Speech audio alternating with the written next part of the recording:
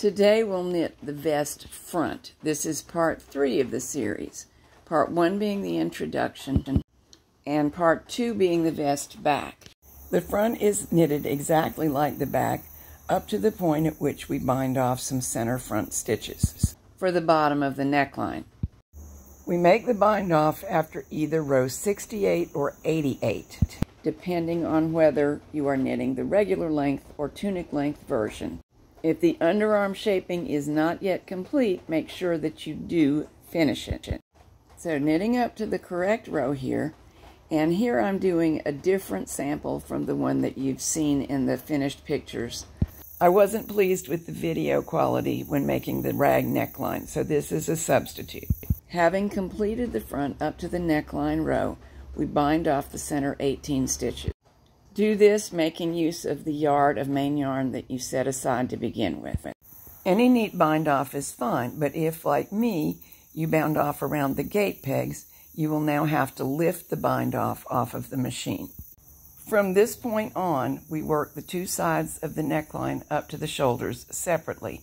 So you need to set the carriage so that it will hold, and then on the side away from the carriage, put those stitches in hold.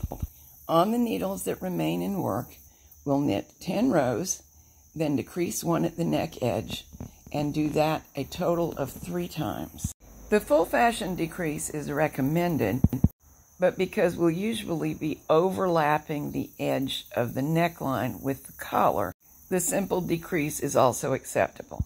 After the 3rd decrease, knit on straight until you have completed 104 or 124, depending on the length you're creating.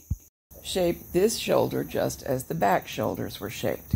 Basically, we're binding off about 1/3 of the stitches every 2 rows. When the final batch of shoulder stitches has been bound off, move the carriage to the other side with it still set to hold. Turn your row counter back to the row at which the front neckline was bound off, and repeat all of these instructions on the other side. As a quick summary, knit 10 rows, then decrease. Do that 3 times, then knit straight until it's time for the shoulder shaping, and bind the shoulder stitches off in 3 batches. And that's the front. Our collar will fit into the opening that we've created. In the next video, we'll knit the armhole ribbing.